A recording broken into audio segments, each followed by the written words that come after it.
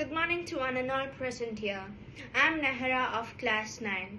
Today I'm here to talk about Mahatma Gandhi, the father of the nation.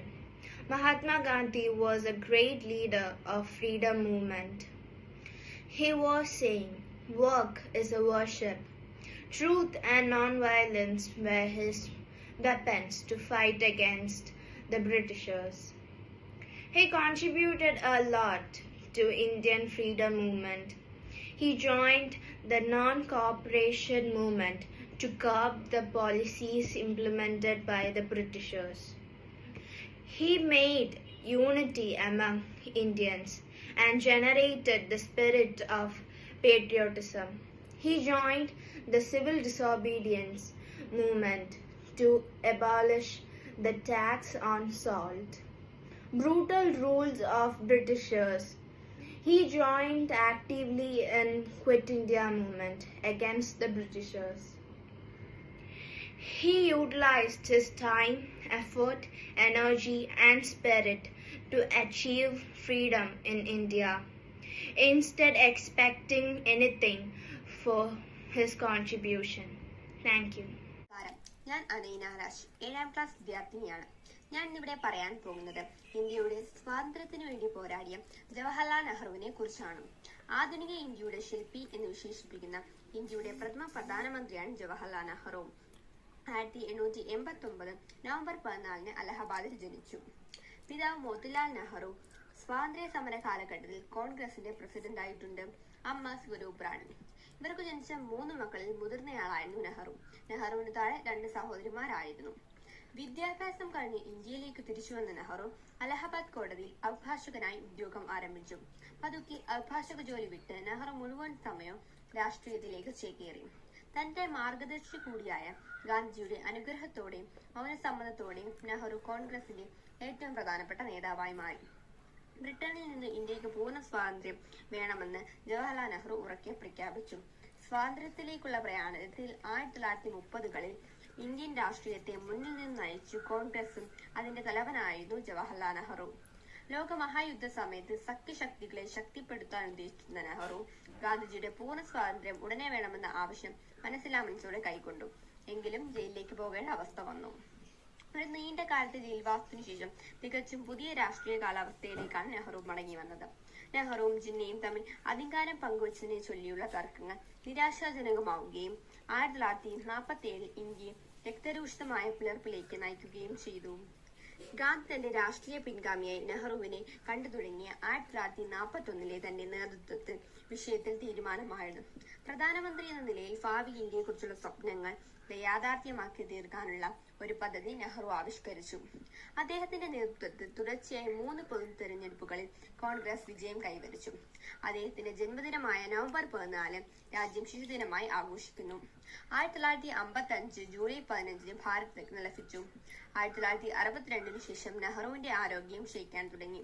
Nehru ഏറെ വിശ്വാസം അർപ്പിച്ച ചൈനയിൽ നിന്നിന്റെ ചതിയാണ് നെഹ്റു പെട്ടെന്ന് രോഗബാധിതനാവാനുണ്ടായിരുന്ന കാരണമെന്നാണ് ചരിത്രകാരന്മാർ അഭിപ്രായപ്പെട്ടത്. 1964 നെഹ്റുവിന് ഹൃദയാഘാതമുണ്ടായി. കാശ്മീരിൽ നിന്ന് തിരിച്ചു വന്ന ഉടനെയാണ് ഇത് സംഭവിച്ചത്. 27 മെയ് 1964 മധ്യാഹ്നത്തോടെ നെഹ്റു അന്തരിച്ചു. നന്ദി. नमस्ते मेरी प्रिय दोस्तों, आज मैं झांसी की रानी अपनी वीर गाथा के बारे में बताने जा रही हूँ। सिंहासन हिल उठे राजवंशों ने ब्रिगटी थानी थी, बूढ़े भारत में आए फिर से नई जवानी थी, गुमी हुई आजादी की कीमत सबने पहचानी थी, दूर फिरंगी को करने की सबके मन में ठानी थी, चमक उठी सन 57 में वह तलवार पुरानी थी, बूंदेले हर बोलों के मुंह हमने सुनी कहानी थी, खूब लड़ी मर्दानी वह तो झांसी वाली रानी थी। कानपुर के नाना के मुख बोली बहन छबीली थी, लक्ष्मीबाई नाम पिता के वह संतान अकेली थी, नाना के संग पढ़ती थी वह नाना के संग खेलती थी, बिरची डाल कृपाण खिडारी उसकी यही सहेली थी, वीर शिवाजी की गदाएं उसकी याद जुबानी थी, बूंदेले हर बोलों के मुंह हमने सुनी कहानी थी, खूब लड़ी मर्दानी वह तो झांसी वाली रानी थी, हुई वीरता की वैभव के साथ सगाई झांसी में, ब्याह हुआ रानी बन आई लक्ष्मीबाई झांसी में, राजमहल में बजी बधाई खुशियां छाई झांसी में, सुबह बूंदेलों की बिरदावली से वह आई झांसी में, बूंदेले हर बोलों के मुंह हमने सुनी कहानी थी, खूब लड़ी मर्दानी वह तो झांसी वाली रानी थी, उदित हुआ सौभाग्य मुदित महलों में उजियाली छाई, किंतु काल गदी चुपके चुपके खाली खटा केर लाई, तीर चलाने वाले कर में उसे चूड़िया कब आए, रानी विधवा हुई हाय विधि को भी नहीं दया आए, निसंतान विधि को भी नहीं दया आए, निसंतान मरे राजा जी रानी शौक समानी थी, बूंदेले हर बोलों के मुंह हमने सुनी कहानी थी, खूब लड़ी मर्दानी वह तो झांसी वाली रानी थी।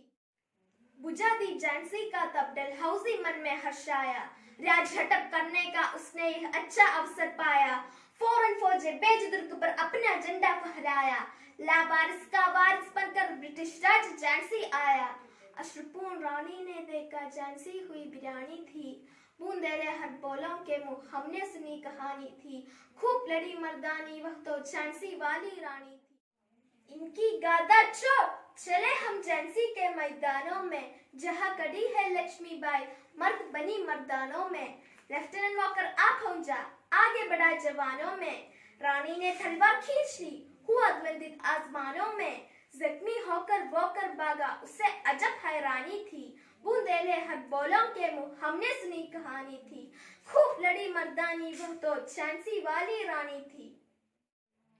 रानी गई सीधा सीधा अब उसकी दिव्य सवारी थी, हमको जीवित करने आई बन स्वतंत्रता नारी थी, जाओ रानी याद रखेंगे हम कृतज्ञ भारतवासी, तेरा स्मारक तू ही होगा तू खुद अमिट निशानी थी, बूंदेले हर बोलों के मुंह हमने सुनी कहानी थी, खूब लड़ी मर्दानी वह तो झांसी वाली रानी थी। जय